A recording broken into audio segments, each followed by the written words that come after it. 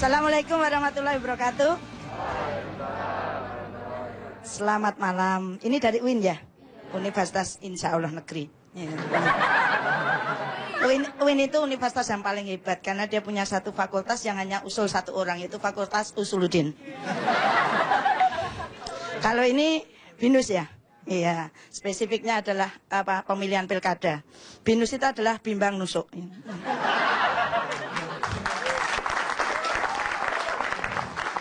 Banyak orang menanyakan pada saya, kenapa sih dosen kok mau jadi komik? Saya berpikirnya begini, Spiderman, Superman, Batman, semua pahlawan-pahlawan yang terkenal itu berasal dari komik. Jadi saya pengen jadi seperti mereka gitu. Jadi berawal dari komik saya bisa terkenal.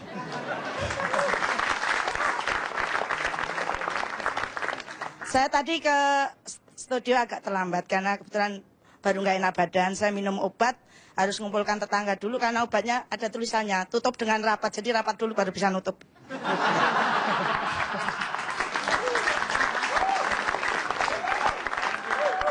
Ini nanti malam saya ke puncak karena obat yang saya minum nanti malam simpan di tempat yang sejuk. Jadi harus ke sana.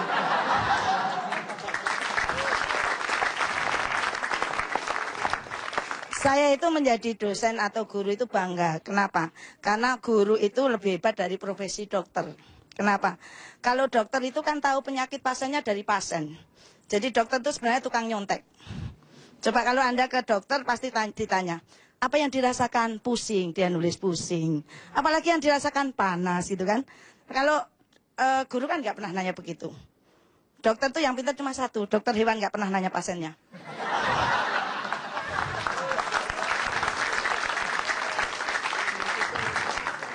Mas ini senyumnya manis banget ya. Gitu. Kartunya apa mas kartunya? Kok sinyalnya kenceng banget membuat getar hati saya.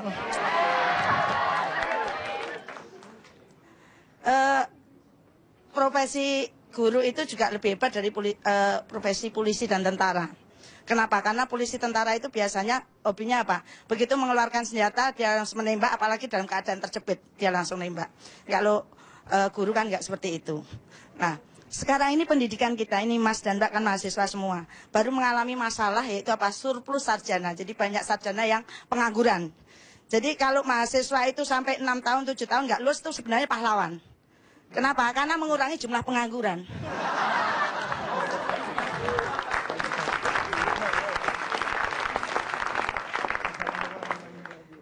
Ada satu kisah. Jadi yang sarjana lulus tidak kerja itu tidak hanya universitas-universitas yang statusnya samar-samar, tapi yang keren-keren pun juga iya gitu. Pernah ada lulusan dari universitas ternama di Bandung, sudah 2 tahun nganggur, terus kemudian dia ngelamar di kebun binatang karena dia udah putus asa.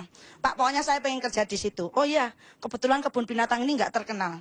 Coba Anda saya kasih pakaian simpanse, Anda jadi simpanse yang pinter. Iya. Berbulan-bulan dia kerja di situ dan kebun binatangnya jadi terkenal karena dia bisa nari, bisa loncat-loncat. Kalau dilempari pisang dia langsung nangkep gitu kan. Tetapi sepandai-pandai tupai melompat sekali gagal juga. Suatu hari dia dilempari pisang karena saking overactingnya jatuh ke sungai yang jadi di situ ada kolamnya yang sepanjang kandangnya itu. Begitu dia masuk ke sungai atau kolamnya itu dia kaget, ternyata di situ ada buaya. Selama ini dia nggak ngerti kalau di situ ada buaya. Begitu buayanya deketin dia udah merem.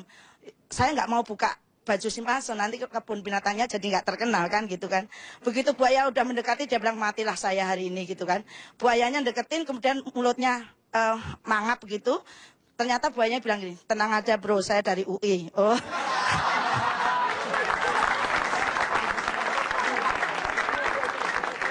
Ternyata buayanya juga sarjana yang nggak bisa kerja gitu kan.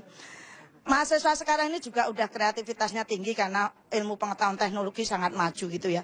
Kemarin mahasiswa saya menemukan bisa membuat minyak dari koran bekas. Pinter sekali. Jadi koran bekas dibersihkan, ditimbang, dijual, belikan minyak goreng. Ada lagi yang sekarang membuat fakultas teknik itu membuat alarm yang bisa menampar. Kenapa?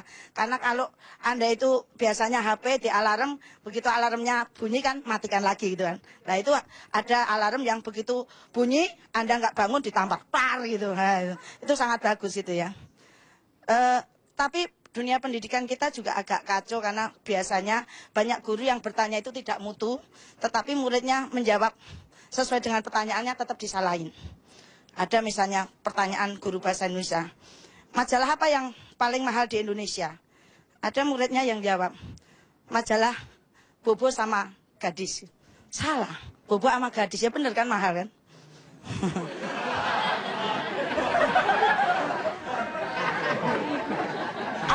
Ayam apa yang paling kejam? Jawab, ayam bakar wong Solo. Kan bener kan paling kejam?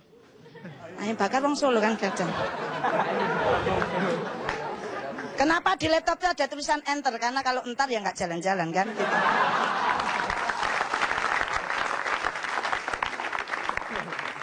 Ikan apa yang paling bodoh? Ikan kembung. Sudah tahu kembung main di air gitu kan? Ikan yang paling pintar lohan karena otaknya sampai keluar gitu. Kenapa orang Indonesia itu hobi sekali kerokan? Ada yang tahu kenapa? Karena orang Indonesia itu kebanyakan penasaran. Kalau dikerok satu kali Anda belum beruntung terus.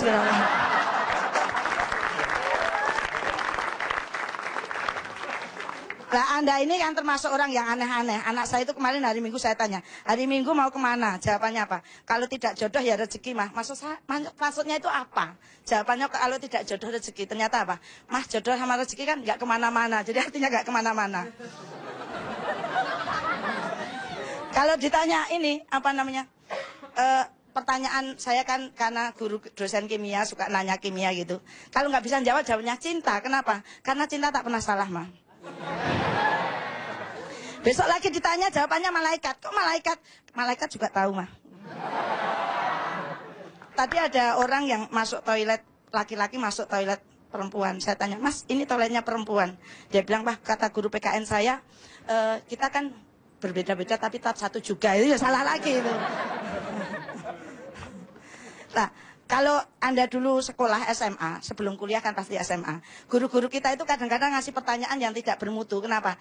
Nanya kok persamaan. Persamaan itu nggak bagus untuk ditanya. Misalnya, apa persamaan Michael Jackson sama Michael Jordan? Kan kita bisa jawab apa? Sama-sama tidak kenal saya. Apa persamaan Pangeran Diponegoro dengan Raden Ajeng Kartini? Gitu. Sama-sama belum punya HP. Apa persamaan pemandangan Mas dengan kamu? Sama-sama kalau dilihat indah.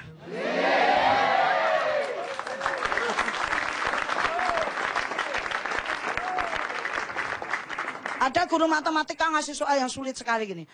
Kalau suatu pesawat yang piloti oleh seorang penyabu di penumpangnya 560 anggota DPR tiba-tiba meledak dan jatuh di pegunungan yang berbatu tajam dengan kemiringan 45 derajat, kira-kira kemungkinan yang selamat berapa?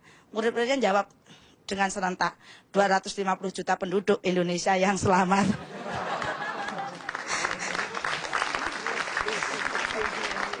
Karena tidak dibohongi oleh 560 anggota DPR gitu ya. Sekarang ini iptek juga sudah sangat maju. Kalau dulu HP itu satu tombol itu ada 3 huruf. Sekarang ini kan satu tombol 1 huruf QWERTY. Besok lagi berkembang apa? HP yang disentuh. Siapa tahu tahun depan ada HP yang dijilat. Ya. Apalagi besok ada lagi HP yang hanya dilirik gitu kan. Bisa lagi nanti HP yang hanya dibatin. Jadi saya mau telepon siapa tinggal saya batin gitu kan.